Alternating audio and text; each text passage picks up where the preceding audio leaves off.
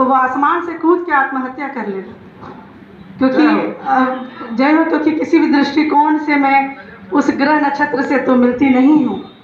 बहरहाल राष्ट्र संवाद के इस मंच को नमन करूँगी, आदरणीय देवानंद जी और उनकी पूरी टीम, उसके संघर्ष को प्रणाम करती हूँ। पत्रकारिता का यह मंच जिस तरह से साहित्य और संस्कृति को समृद्ध करने का एक भागीरथी प्रयास कर रहा है, वह भी स्तुत्य है, प्रणम्य है, क्योंकि किसी भी देश की अगर संस्कृति बची रहेगी तो देश भी बचा रहेगा, संस्कार भी बचा रहेगा। तो ये बहुत ही खूबसूरत प्रयास है और इस मंच से मैं राष्ट्र संवाद को पुनः एक बार धन्यवाद देती हूँ।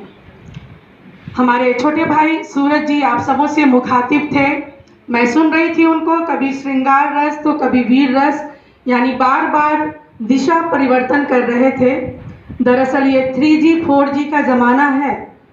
अगर ज़माना बाबूजी और चाचा जी का होता तो एक थप्पड़ में नेटवर्क आ जाया करता था, पर चूँकि ज़माना वो रहा नहीं, इसलिए छोटे भाई खूब फायदा उठा रहे थे।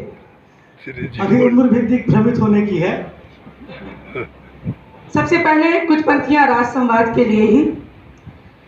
ये राष्ट्र का संवाद है, हम मिलके जय करें। ये राष्ट्र का संवाद है, हम मिलके जय करें। ये राष्ट्र का संवाद है, हम मिलके जय करें। हर सत्य को संचित करे, अक्षर अजय करें। क्या बात है, क्या बात है, वाह वाह। हर सत्य को संचित करे, अक्षर अजय करें। संघर्ष के भी साथ पे चलते रहे कदम, क्या बात है, कि धूप आग छाव हो पलते रहे हैं हम। संघर्ष के भी साथ पे चलते रहे कदम, क्या बात, कि धूप आग छाव हो पलते रहे हैं हम। बढ़कर दधीची कुंड में गलते रहे हैं हम। माँ शारदे के पाँव में निश्चित विजय करें।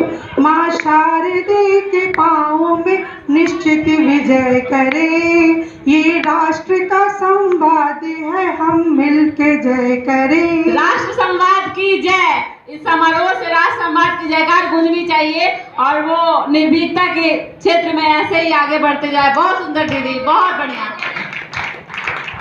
पुनः एक बार मैं मंच पर हमारे गुरु माता बैठी हुई हैं, आदरणीय डॉक्टर रागिनी भूषण जी, मैं उनको प्रणाम निवेदित करती हूँ। मंच के समक्ष हमारे कई अभिभावक गण मुझे दिखाई दे रहे हैं, आदरणीय हलीम वल्लभ प्रसाद आरसी जी, चाची जी, मैं उन्हें भी प्रणाम करती हूँ। और साथ ही मेरे माता पिता भी आज उपस्थित हैं सभागार में, आदरणीय किशोर कुमार जी और उनको भी प्रणाम निवेदित करती हूँ। हमारी सखा डॉक्टर अनीता शर्मा जी को भी, उनके स्नेह को भी सलाम। कुछ पंक्तियाँ कोशिश कर रही हूँ श्रृंगार रस की। मैं बता दूं कि दीपक जी जो कि अभी मेरे बारे में कह रहे थे, एक बार ट्रेन से सफ़र कर रहे थे और इनकी भाषा को सुनकर किसी वृद्ध महिला ने कहा कि बेटा तुम कहाँ से हो? तो दीपक जी ने कहा कि चाची जी शादी हो गई है और अपने कहीं का नहीं रहा। क्या बात है। वक्त रफ्तार में खुद को। और एक और बात, एक और चर्चा थी इनके बारे में, क्या नाम है, शैलेंद्र पांडे शैल जी, जो हमारे फौजी जी हैं, कभी कभी जाया करते हैं अस्पताल, कहते हैं कि तबीयत नासाज है इसलिए जाते हैं। वैसे सही कारण क्या है मैं नहीं बता पाऊंगी, पर अक्सर वो महीने में 2 महीने में एक बार जाते हैं। एक दिन मैंने फ़ोन किया तो कहे कि बहुत डर लग रहा है अस्पताल में। मैंने कहा क्यों?